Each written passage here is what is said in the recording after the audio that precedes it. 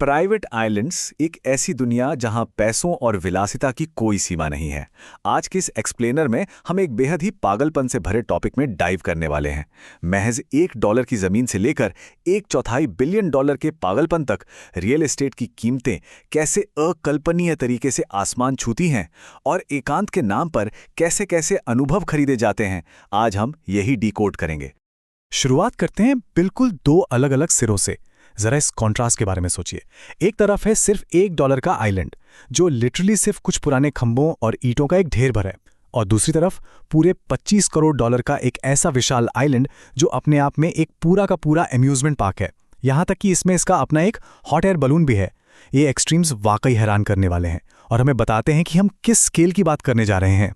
अब ये नंबर कोई मामूली नंबर नहीं है, लगभग $25 करोड़। स्रोत सामग्री के अनुसार ये वो एग्जैक्ट अमाउंट है जो इस मार्केट के सबसे सस्ते और सबसे महंगे आइलैंड के बीच का गैप है।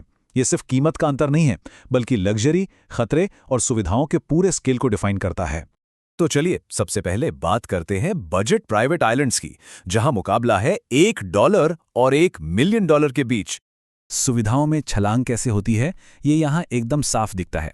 $1 वाले आइलैंड पर एक पुराने खस्ता हाल टॉयलेट के अलावा कुछ भी नहीं है, जिसे आखिर में लिटरली डायनामाइट से उड़ा दिया जाता है। वहीं दूसरी तरफ $1 मिलियन का आइलैंड है।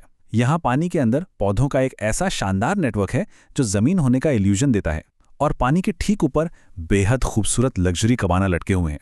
क्या गजब का अपग्रेड है। और हाँ, इस $1 मिलियन वाले आइलैंड को सचमुच मंकी आइलैंड कहा जाता है। क्यों? क्योंकि यहाँ सैकड़ों बंदर खुलेआम घूमते हैं। ये बंदर बड़े ही शातिर तरीके से मेहमानों से दोस्ती का नाटक करते हैं और फिर मौका मिलते ही उनके संतरे, टोपियां और यहाँ तक कि कैमरे तक चुरा लेते हैं। मतलब $1 मिलियन खर्च करके भी असली बॉस तो यहाँ ये जानवर ही हैं। अब थोड़ा और ऊपर चलते हैं। भाग 2, बर्फ की झोपड़ियों से लेकर पनडुब्बियों तक। यहाँ हम $multi million की प्रॉपर्टीज देखेंगे। $5 मिलियन। इस भारी भरकम कीमत पर एक पूरा का पूरा विंटर वंडरलैंड मिलता है।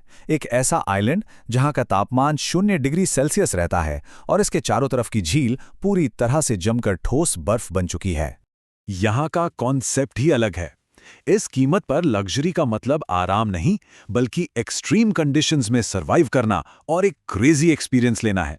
फ्यूचरिस्टिक झोपड़ियां जो खुद को गर्म रखती हैं और अंदर बैठकर अनलिमिटेड 5 स्टार खाने का मजा लेते हुए आसमान में शानदार नॉर्दर्न लाइट्स देखना। और हां, यहां असली डॉग स्लेजिंग का भी मजा है। गर्मियों में ये झोपड़ियां पानी पर तैरने लगती हैं। ये लिटरली किसी दूसरी दुनिया में होने जैसा है।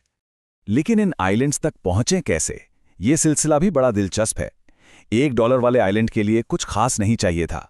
$5 मिलियन वाले जमे हुए आइलैंड तक पहुंचने के लिए स्नो मोबाइल को बहुत बेसिक मान लिया गया, तो वहां होवरक्राफ्ट्स की जरूरत पड़ गई। और इसके बाद जो कीमत आती है, वहां तो ट्रांसपोर्टेशन का लेवल ही अलग दुनिया में पहुंच जाता है। $16 मिलियन। इस प्राइस पॉइंट पर हम एक छोटे लेकिन सुविधाओं से खचाखच भरे लग्जरी आइलैंड पर पहुंचते हैं। यहां शांति और सुकून पीछे छूट जाते हैं और उनकी जगह ले लेता है हाई स्पीड एड्रेनलिन। जरा सोचिए, $16 मिलियन खर्च करने का ये पूरा पागलपन किस लिए है? पर्सनल जेट्स की कई सारी पनडुब्बियां और सबसे क्रेजी चीज, हवा में उड़ते हेलीकॉप्टर से सीधे गहरे समुद्र में फ्री फॉल करने का मौका। मतलब ये विलासिता कम और किसी एक्शन हॉलीवुड फिल्म का स्टंट ज्यादा लगता है। एड्रेनलिन रश से आगे बढ़ते हुए आते हैं भाग 3 पर, हवेलियां और प्राचीन खंडहर। अब हम बहुत ही विशाल एस्टेट्स की बात करेंगे। $45 मिलियन, इसे रॉयल आइलैंड कहा जाता है। ये जगह इतनी विशाल है कि इसे पैदल तो छोड़िए, पूरा एक्सप्लोर करने के लिए ऑफ रोडिंग गाड़ियों की जरूरत पड़ती है। ये एक प्राइवेट आइलैंड को लेकर हमारे सारे अंदाजे ही बदल देता है। प्राइवेट शेफ वाली विशाल हवेली, हॉट टब और लग्जरी बीच साइड कबाना तो यहाँ हैं ही, लेकिन सबसे बड़ा सरप्राइज कुछ और है। संपत्ति के ठीक पीछे एक सफारी जैसी ट्रिप पर जाने पर एक सदी पुराने लावारिस गांव के खंडहर मिलते हैं। वहां 1,000 पाउंड के भारी भरकम पत्थर के स्लैब रखे हुए हैं। ये इससे सिर्फ एक रियल एस्टेट नहीं, बल्कि एक ऐतिहासिक एडवेंचर बना देता है। अब एंटर करते हैं 9 फिगर रियल एस्टेट में। भाग 4, इको लग्जरी एनिमल सैंक्चुरी, जहां पर्यावरण और बेशुमार दौलत एक साथ मिलते हैं। पूरे $150 मिलियन रिचर्ड ब्रांसन ने इस प्रॉपर्टी को बनाने में 4 दशक लगा दिए हैं।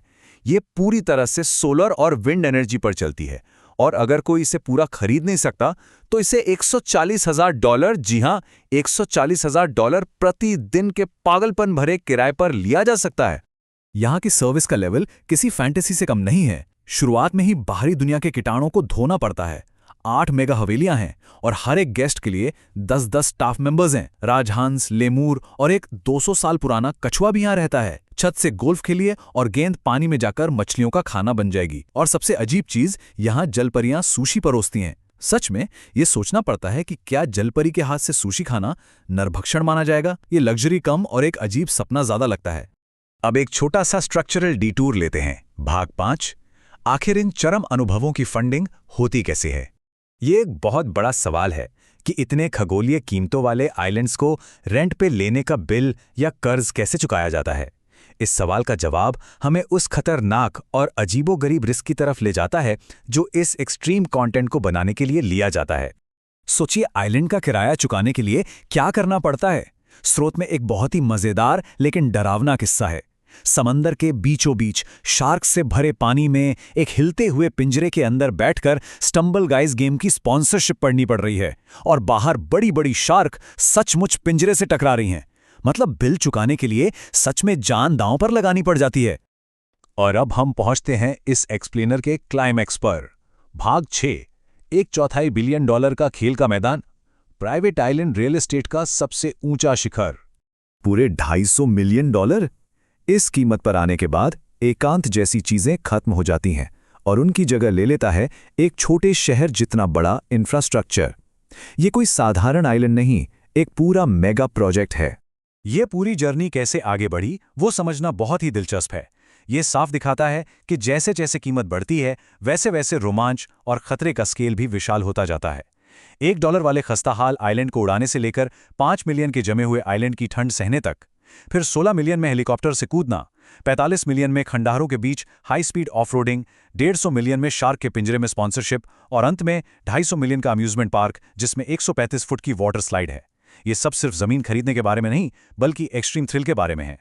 तो अंत में एक बड़ा सवाल उठता है, $250 मिलियन के इस आइलैंड पर उत्तरी अमेरिका की सबसे ऊंची 135 फुट की वाटर स्लाइड है, 13,000 लोगों के लिए जगह है और 100 से ज्यादा लाइफगार्ड्स सिर्फ इसलिए तैनात हैं ताकि लोग सेफ रहें। तो क्या अल्टीमेट लग्जरी का मतलब सच में आराम और शांति है, या फिर ये सिर्फ एक एक्सट्रीम अम्यूजमेंट पार्क में सर्वाइव करने का एक महंगा खेल है? ये एक ऐसा सवाल है जो सच में ये सोचने पर मजबूर कर देता है कि जब इंसानों के पास बेहिसाब पैसा हो तो वो क्या कुछ नहीं कर सकते।